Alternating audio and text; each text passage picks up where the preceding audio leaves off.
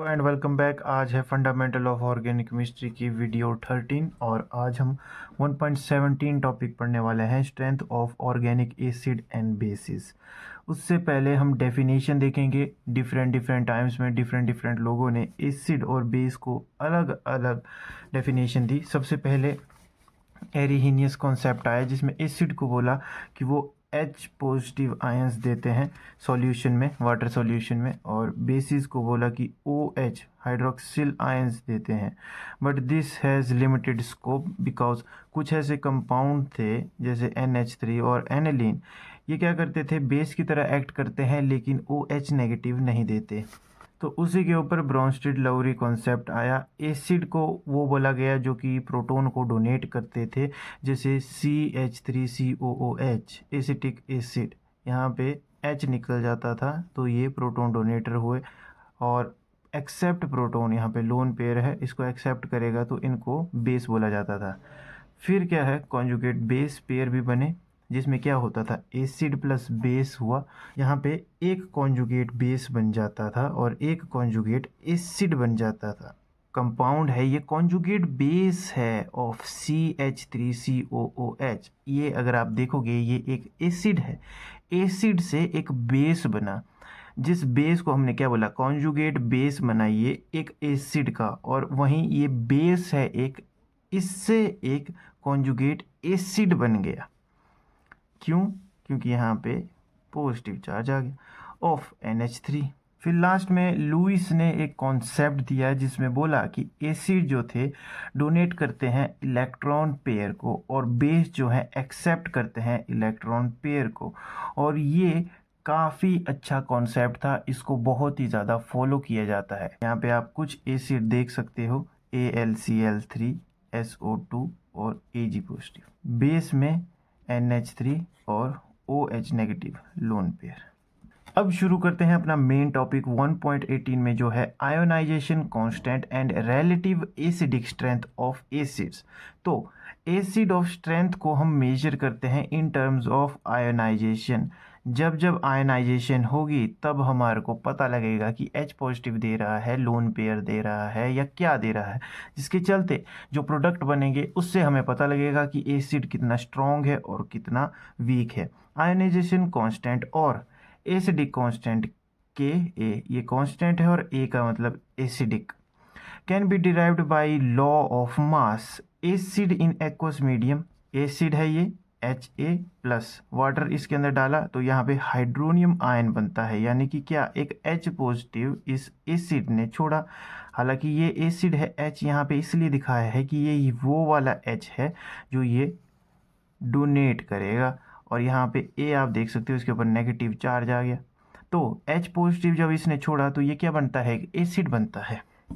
और उसी के चलते यहाँ पे लिखा है according to acid law of mass action equilibrium constant Kc क्या है, C यहाँ पे कंसंट्रेशन के लिए हमने यूज़ किया है। तो कंसंट्रेशन क्या होती है, ये आ गया इसका प्रोडक्ट और ओवर रिएक्टेंट। प्रोडक्ट में हाइड्रोनियम आयन, एसिड, और नीचे पेरेंट एसिड और यहाँ पे वाटर। हम आगे देखें तो ये एसिडिटी कांस्टेंट है, यहाँ पे अब हमने A कर दिया और यहाँ से हमने वाटर को रिमूव कर दिया, क्योंकि वाटर क्या है, ऐसे सॉल्यूशन में एक्सेस में प्रेजेंट होता है, तो इसको हम कांस्टेंट ही रखते हैं, क्योंकि ये कांस्टेंट ही रहेगा जब ये बहुत ही ज़्यादा कंसंट्रेशन में प्रेजेंट होता है। तो हमारे पास हाइड्रोनियम आयन बच गया, एसिड बच गया और पेरेंट एसिड बच गया। एग्जाम्पल के लिए जैसे हम कार्बोक्सिलिक एसिड को देखते हैं तो उसमें क्या होगा, ये एसिड है और इसका हाइड्रोनियम आयन है। अब यहाँ पे एक समझ लेने वाली चीज़ है, since Ka is directly proportional to concentration of hydronium ion, it would have low value in case of weak acid।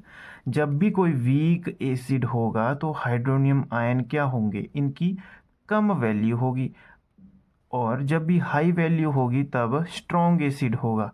मतलब H3O पॉजिटिव, अगर मान के चलिए 20 हमारे पास हैं और कोई किसी दूसरे सॉल्यूशन में A में इतने और B में अगर हमारे को 10 ही मिलते हैं तो ये वाला ज़्यादा स्ट्रॉन्ग होगा। इसको अगर हम समझें तो जब यहाँ से एक हाइड्रोजन इसको गया तो ये वाला और ये वाला रिएक्टेंट और प्रोडक्ट ये तो सिमिलर हैं, तो एसिड का कहाँ से पता लगेगा कि कितने इसने H यहाँ पे डोनेट करे। तो H3O पॉजिटिव हाइड्रोनियम आयन जितना ज़्यादा होगा उतने H इसने डोनेट किए होंगे। जैसे इस केस में यहाँ पे 20 किए हैं, तो ये ज़्यादा एसिडिक है क्योंकि इसने क्या करे, ज़्यादा H पॉजिटिव आयंस छोड़े। और 10 जहाँ पे केस आए वहाँ पे H पॉजिटिव 10 ही छोड़े, तो वो क्या होगा, वीक होगा। ठीक है, आई होप आप ये समझ गए होंगे। बुक में थोड़ा सा कॉम्प्लिकेटेड है लेकिन यहाँ पे आपको एकदम इजी मिलेगा। Ka can be used for comparing the strength of different acid. तो इसी पे हम कह सकते हैं कि Ka की वैल्यू जो कि यहाँ ऊपर है, Ka की वैल्यू अगर ज़्यादा होगी तो ज़्यादा H3O पॉजिटिव हाइड्रोनियम आयन बनेंगे, यानी कि वो ज़्यादा एसिडिक होगा। इसलिए यहाँ पे बोला कि Ka को हम यूज़ कर सकते हैं स्ट्रेंथ को कंपेयर करने के लिए। अब मिनरल एसिड जो हैं जैसे HCl हो गया, नाइट्रिक एसिड हो गया, सल्फ्यूरिक एसिड हो गया, इनका जो Ka है वो इतना है और कार्बोक्सिलिक एसिड का Ka इतना है, -4 और -5। तो आप यहाँ पे देख सकते हो डिफरेंस के चलते हमें पता लग गया कि ये जो है काफ़ी ही ज़्यादा वीक एसिड है इनके कंपैरिजन में, मिनरल एसिड्स के कंपैरिजन में। दस COOH carboxylic acid is much lesser weaker acid than mineral acid. लेकिन अब Ka की जो वैल्यू है वो थोड़ी सी बड़ी होती है, तो नाउडेज क्या किया जाता है, pKa वैल्यू को यूज़ किया जाता है क्या ये pKa वैल्यू जो होती है Ka की ही वैल्यू होती है, बस साथ में माइनस लॉग लगा होता है। Acidic strength in nowadays are represented by pKa values, जो कि क्या है, which is negative rhythm of acidic constant. यहाँ पे माइनस लॉग की वैल्यू डाली जाती है और Ka वैसा ही रहता है। लेकिन एक चीज़ यहाँ पे देख लेने वाली है, लेकिन उससे पहले एक एग्जांपल देख लेते हैं। एसिडिक एसिड हम यहाँ पे देख रहे हैं, तो इसका Ka जो हमने देखा ऊपर, क्या एसिडिटी कांस्टेंट वो है 1.75 इंटू 10⁻⁻⁵। अगर इसकी हम pKa वैल्यू देखें तो एकदम सिंपल सी 4.75 है, तो इसको बोलना काफ़ी ज़्यादा इजी है, इसलिए pKa वैल्यू हम जल्दी से यूज़ कर लेते हैं। लेकिन एक नोट है, कोई भी स्ट्रॉन्गर एसिड होगा उसमें Ka की वैल्यू तो ज़्यादा होगी लेकिन उसमें pKa की वैल्यू कम होगी, यानी कि जिसकी 1 होगी, 1.4 होगी या 2.3 होगी, तो वो स्ट्रॉन्गर एसिड्स होंगे। छोटी वैल्यू pKa की और Ka की वैल्यू बड़ी होनी चाहिए। वैसा ही वीकर एसिड में उल्टा है, Ka की वैल्यू क्या होती है, छोटी होती है और pKa वैल्यू हाइयर होगी। बस आपको इस चीज़ का ध्यान रखना है, pKa वैल्यू छोटी होती है और छोटी में क्या होगा, जितना छोटा अमाउंट होगा उतना स्ट्रॉन्गर एसिड होगा, और Ka की वैल्यूज़ बड़ी होती है तो ज़्यादा स्ट्रॉन्गर वो होगा जो बड़ी वैल्यू लेके बैठेगा। अब पढ़ लेते हैं effect of substituent on acidity of carboxylic acid. होता क्या है, कार्बोक्सिलिक एसिड को जब भी हम वाटर के अंदर डालते हैं हाइड्रोनियम आयन बनता है। हमने पीछे भी ये टॉपिक पढ़ा है, जहाँ पे कार्बोक्सिलेट आयन जो होता है, इसको जो भी चीज़ जितनी ज़्यादा स्टेबलाइज करेगी उतना ज़्यादा वो एसिडिक होता रहेगा। इसको नीचे पढ़ते हैं। प्रोडक्ट की जो स्टेबिलिटी होती है, ये रहे product, is directly proportional to the stability of RCOO carboxylate ion. ठीक है, प्रोडक्ट की स्टेबिलिटी का क्या मतलब है, यहाँ पे हाइड्रोनियम आयन से है। Any factor which stabilize the carboxylate ion more than parent acid, parent acid ये रहे, शुड इंक्रीज द स्टेबिलिटी, यानी कि इस स्टेट को अगर कोई ज़्यादा मेंटेन करके रखेगा तो जाहिर सी बात है हमारे को H3O पॉजिटिव ज़्यादा देखने को मिलेंगे, क्योंकि ये जो है काफ़ी कम टाइम के लिए ऐसे एग्जिस्ट करता है। लेकिन जो इसको इसी स्टेट में बड़ी देर तक बनाए रखने में सफल रहेगा, उससे H3O पॉजिटिव ज़्यादा मिलेंगे। और इसका ज़्यादा मिलना मैंने आपको पीछे क्या बताया था, हायर एसिडिक वैल्यू होती है। यहाँ पे आप देख सकते हो इलेक्ट्रॉन विड्रॉइंग इफेक्ट, जैसे यहाँ पे एक ये ग्रुप लगा है जो विड्रॉइंग इफेक्ट शो करता है, तो ये जो नेगेटिव चार्ज है ये इसको अपनी तरफ खींचने का प्रयास करेगा। ठीक है, यहाँ पे एरोज यही दिखाते हैं, इंडक्टिव इफेक्ट इसको दिखाते हैं, जिसके चलते क्या होगा, नेगेटिव चार्ज डिस्पर्स होगा। वहीं इलेक्ट्रॉन रिलीजिंग सब्स्टिट्यूएंट होगा तो वो क्या करेगा, अपना नेगेटिव चार्ज इस नेगेटिव चार्ज के ऊपर थोपने की ट्राई करेगा, और ये जो नेगेटिव चार्ज है ये इंटेंसिफाई हो जाएगा। नेगेटिव पहले से ही है और ज़्यादा नेगेटिव होता रहेगा तो इंटेंसिफाई हो जाएगा, जिसके चलते डिस्टेबलाइजेशन कॉज होगी। तो हम कह सकते हैं कि जहाँ पे विड्रॉइंग इफेक्ट दिखेगा, जी एटम है यहाँ पे, इसने विड्रॉइंग इफेक्ट दिखाया, जिसके चलते क्या हुआ, नेगेटिव चार्ज डिस्पर्स हो गया। यहाँ पे लिखा हुआ है in short electron withdrawing groups increases the acidity while electron releasing group decrease the acidity of RCOH। हुआ क्या, यहाँ पे डिस्टेबलाइज किया गया, यहाँ पे स्टेबलाइज हुआ, किसके चलते, इलेक्ट्रॉन विड्रॉइंग इफेक्ट के चलते। विड्रॉ कौन करेगा, जो ज़्यादा इलेक्ट्रॉन नेगेटिव होंगे, जिसके चलते क्या होगा, यहाँ पे स्टेबिलिटी काउज होगी इस कार्बोक्सिलेट आयन की। और हमने यहाँ ऊपर क्या बोला था, जो इसकी स्टेबिलिटी को काउज करेगा उसके चलते स्ट्रॉन्गर एसिड की फॉर्मेशन होगी या स्टेबिलिटी की फॉर्मेशन होगी। और वहीं पे यहाँ पे ये लिखा हुआ है कि विड्रॉ ग्रुप इंक्रीज करते हैं एसिडिटी को और रिलीजिंग क्या करते हैं, डिक्रीज कर देते हैं एसिडिटी को। 1.18.2 ये थोड़े से कंक्लूजन है इसके। सबसे पहली है स्ट्रेंथ। स्ट्रेंथ में क्या बोला गया है, स्ट्रॉन्गर इलेक्ट्रॉन विड्रॉइंग ग्रुप होगा, जैसे हमने पीछे बात करी, इलेक्ट्रॉन विड्रॉइंग जो नेगेटिव चार्ज अपनी तरफ खींचेगा, ग्रेटर एसिडिटी काउज करेगा। जैसे यहाँ पे फ्लोरो एसिटिक एसिड है, ठीक है, तो फ्लोरीन और क्लोरो एसिटिक एसिड है यहाँ पे क्लोरीन। तो आपको पता है फ्लोरीन ज़्यादा इलेक्ट्रॉन नेगेटिव है, ज़्यादा इलेक्ट्रॉन विड्रॉइंग इफेक्ट शो करेगा, तो इसकी pKa वैल्यू ज़्यादा छोटी है 2.6, यानी कि ज़्यादा एसिडिक है। क्वांटिटी में बात करें तो ज़्यादा इलेक्ट्रो विड्रॉइंग ग्रुप होंगे तो मोर एसिडिटी होगी। जैसे ट्राई क्लोरो 3 क्लोरो और डाई क्लोरो 2 क्लोरो, तो 3 क्लोरीन जहाँ पे प्रेजेंट है उसकी pKa वैल्यू आप देख सकते हो कितनी ज़्यादा कम हो रखी है। अब डिस्टेंस के ऊपर भी बात आएगी। अगर group having electron withdrawing I effect moves away from carboxylic acid, it's acidity become less. कैसे, जो गामा क्लोरोब्यूटेरिक एसिड है और जो बीटा क्लोरोब्यूटेरिक एसिड है, बीटा यानी कि कार्बन के नेक्स्ट कार्बन, जो अल्फा है उसके बाद बीटा, तो बीटा से ये फिर भी इफेक्ट दिखा पाएगा, जिसके चलते इसकी एसिडिटी ज़्यादा है। लेकिन अगर हम यहाँ पे गामा देखेंगे तो उसकी एसिडिटी थोड़ी कम है। लास्ट कंक्लूजन आता है एसिडिक एसिड का, जिसकी pKa वैल्यू 4.75 है, जो कि वीकर है फॉर्मिक एसिड से। फॉर्मिक एसिड की कितनी, 3.75 है, छोटी वैल्यू है, मतलब ज़्यादा एसिडिक है, because it contains electron releasing R group. ठीक है, आर ग्रुप क्या करता है, इलेक्ट्रॉन रिलीज करता है, ये है आर ग्रुप। अब ये इलेक्ट्रॉन रिलीज करता जाएगा, यहाँ पे H नहीं होगा, यहाँ पे जब कार्बोक्सिलेट आयन बनेगा तो ये इसके नेगेटिव चार्ज को और इंटेंसिफाई करेगा। इंटेंसिफाई होने के चलते ये क्या होगा, डीस्टेबलाइज होगा, जैसे हमने पीछे बात करी थी। अगर आपको समझ नहीं आया तो पीछे एक बार जरूर चेकआउट करना।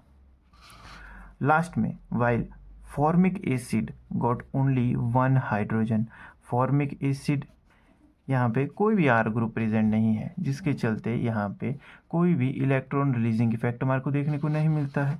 तो इसलिए pKa वैल्यू में इतना ज़्यादा फर्क है और फॉर्मिक एसिड ज़्यादा एसिडिक है। अब हम पढ़ने वाले हैं एरोमेटिक एसिड्स। एरोमेटिक एसिड कौन से, बेंजीन के ऊपर जो भी एसिड लगा हुआ होगा।